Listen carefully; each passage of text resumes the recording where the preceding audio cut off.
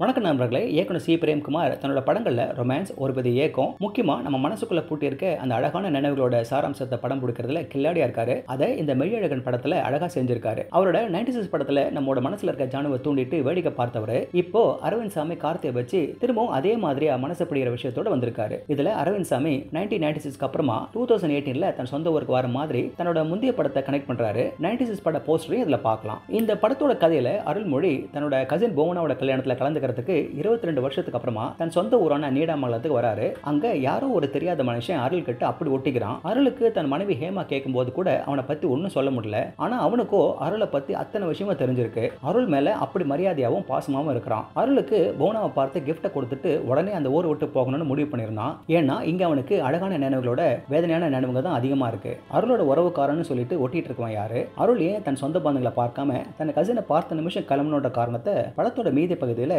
எமோஷனலா சொல்ல வரது தான் இந்த மெய்யழகன் படம். நம்மள ஒரு எமோஷனல் தளத்தை கொண்டு வரதுக்கு கொஞ்ச நேரம் எடுத்துக்குது. இது ஏன்னா இயக்குனர் கட்டமைச்சிருக்க உலகத்தோட தருணங்களை மூழ்கி நாம பின்னோக்கி போய் படம் முடிஞ்சப்புறம் அந்த விஷயங்களை நினைக்க வைக்கிறதுக்கு. இப்படி இருக்கும்போது சில சீனுங்க தேவையில்லையே, இந்த இடம் இப்படி இழுக்குதுன்னு தோணும். ஆனா கதை போக போக அந்த சீனுக்கு பின்னாடி இருக்கிற நோக்கத்தை புரிஞ்சுப்பீங்க. இந்த மெய்யழகனோட முக்கியமான அம்சமே சந்தேகம் இல்லாம அரவிந்த் சாமி மற்றும் கார்த்தியோட பெர்ஃபார்மன்ஸ் தான். இந்த ரெண்டு பேருமே அவங்க திறமையோட வெவ்வேறு பக்கத்தை வெளிப்படுத்தக்கூடிய ரோலை தான் எடுத்திருக்காங்க. இவங்க ரெண்டு பேரும் சரியா இருப்பாங்களான்ற கேள்வி இருக்கலாம். ஆனா அது சரியானதுதான் படம் முழுக்க தெரியுது. மெய்யழகனோட பெரும்பகுதி ஒரே நைட்ல கதை விரியுது. இதுக்குள்ள இயக்குனர் நம்மோட கடந்த காலத்தை நினைவூட்டுற மாதிரி பல பிளாஷ்பேக்குங்களை ஸ்மார்ட்டா பின்னி பணிஞ்சிருக்காரு. 96 காதல மையமா வச்சு வந்ததுன்னா மெய்யழகன் நம் உணர்வுகளோட சிக்கல்களை வச்சு விளையாடுது. அந்த நைட் முழுக்க ரெண்டு கேரக்டர்களுமே ஒரே ஃபீலிங்ஸ்லயா டிராவல் பண்ணும்போது அவங்களோட வாழ்க்கையில எது முக்கியம், அவங்களோட உண்மையான தன்மை என்னன்னு தெரிஞ்சுப்போம். நம்மோட நினைவுங்க எப்படி எமோஷன்ஸை தூண்டி நம்மோட அடையாளங்களையும் தொடர்புகளையும் வடிவமைக்குதுன்னு எடுத்துக்காட்டுது. இதுல ஸ்ரீதேவியா, தேவதர்ஷினி, ராஜ்கிரண், கருணாகரன், ஜெயபிரகாஷ்னு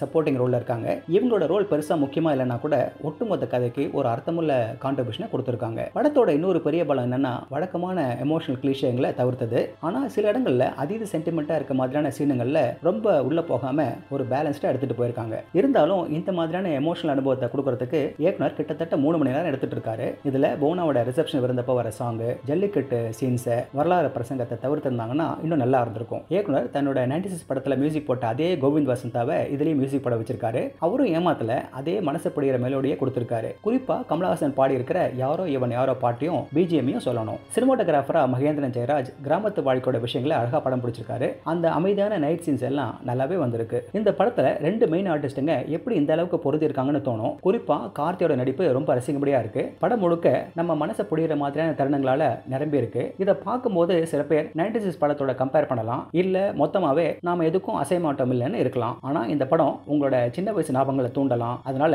நாம இந்த வயசுல எதை மிஸ் பண்றோம்னு உங்களை டீஸும் பண்ணலாம். ஒரு உணர்வுபூர்வமான அனுபவத்தை விரும்புறவங்களுக்கு இது ஒர்த்தான படம் தான். ஓகே ஃப்ரெண்ட்ஸ், இதே போல இன்னொரு சுவாரஸ்யமான பட விமர்சனத்தோட சந்திக்கிறேன். இந்த விமர்சனம் உங்களுக்கு பிடிச்சிருந்துச்சுன்னா உடனடியாக லைக் பண்ணுங்க, ஷேர் பண்ணுங்க. நன்றி.